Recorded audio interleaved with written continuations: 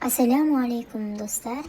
Bugun biz shabdalidan jam жасайтын боламыз. Ең жеңіл, ең оңай рецептті ұсынбақшымын. Ең алдымен бізге шабдалы қажет. Шабдалыны осылай жақсылап жуып, сүйегінен алып тазалап, ет тартқыштан өткізетін боламыз. Ет тартқыштан өткізу үшін майдалап бөліп алу қажет болады.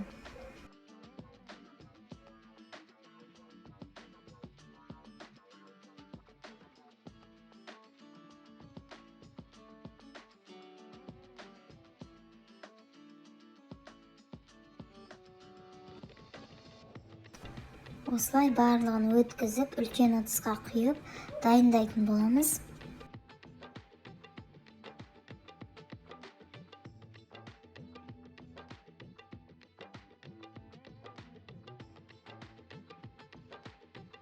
Міне біздің жеміміз дайын болды. Енді осының үстіне қант саламыз. Егер сізде шабдалы қатты тәтті болмаса, онда қантын кішкене көбірек салыңыздар. Менде бұл жерде 4 кило шабдалы, соның үстіне 5 килодан артық қант қостым. Осылай қосқаннан кейін барлық бетін жауып, бір түнге қалдырдым, қанты толық еру үшін.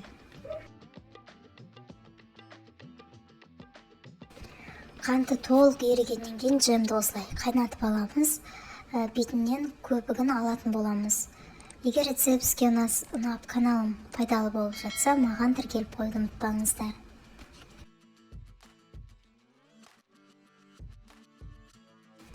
Жемнің астын жай отқа қоямыз. Жем қайнап жатқан кезде осылай бізге банкілерді, яғни ыстық судың буына стерильдеу қажет болады. Кемі 15-20 минуттай стерильдеу қажет.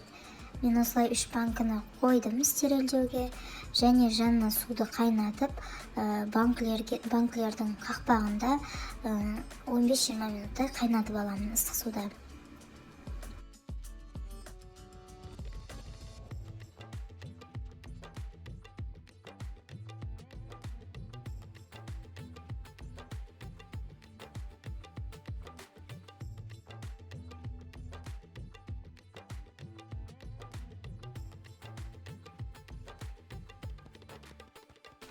Міне бізде барлығы дайын. Енді банкімізді жабуға кірісеміз. Стерильденген банкіні қойып, қайнаған жемді үстіне құйып, қақпағын жауып айналдыратын боламыз.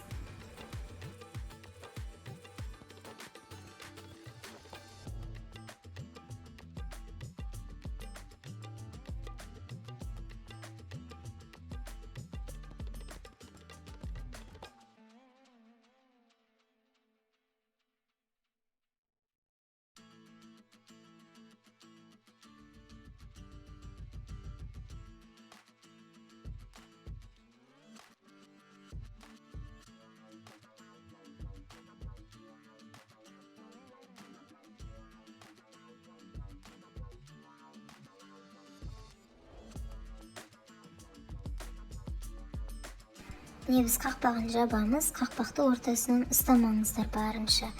Енді мына закрывашканы қараймыз. Закрывашка менде осы кезде жабық тұр. Бұны мен артқа айналдырып қайта ашамын. Видеода көрсетілгендей саусақтарыңызбен тексересіздер ашығын. Мысалы, саусақты салған кезде саусақ сиятындай болу керек. Міне менде ашық болды. Енді осыны қақпаққа кигізіп, төбесінен басып, бар күшімді сол төбеге басып жабатын боламын. Айналдырған кезде өзі тоқтайды, жабылған кезде қайта айналдырып, артқа айналдырып тексереміз. Толық дұрыс жабылған, жабылмаған тексеретін боламыз.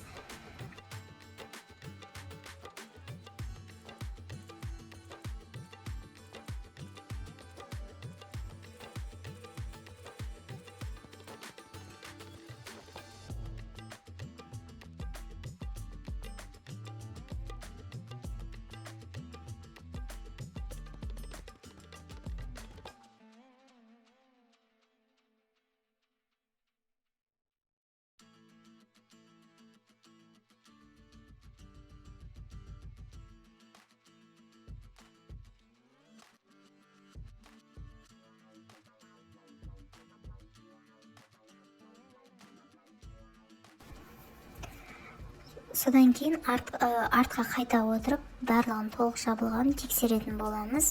Міне бізде қақпағымыз жабылды. Енді осыны кішкене еңкейтіп, қақпағының аузынан ешқандай да тамшылап джемнің ағып тұрмаған қолымызбен бір тексеріп шығамыз.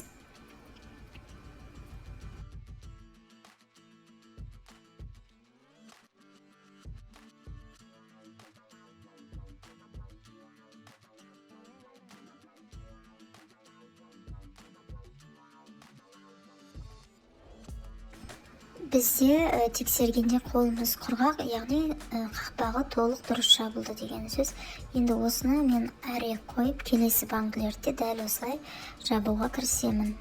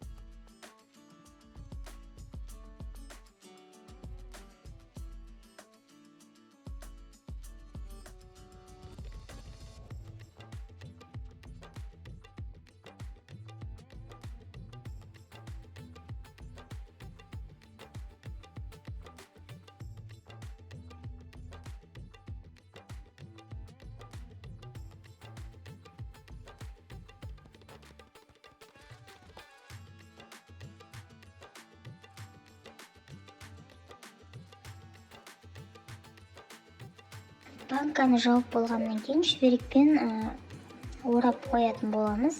Жылы тұруы керек, яғни өз жылылығында банка суы қажет болады. Егер рецепт каналым сізге пайдалы болып жатса, каналға тіркеліп лайк басуды ұмытпаңыздар.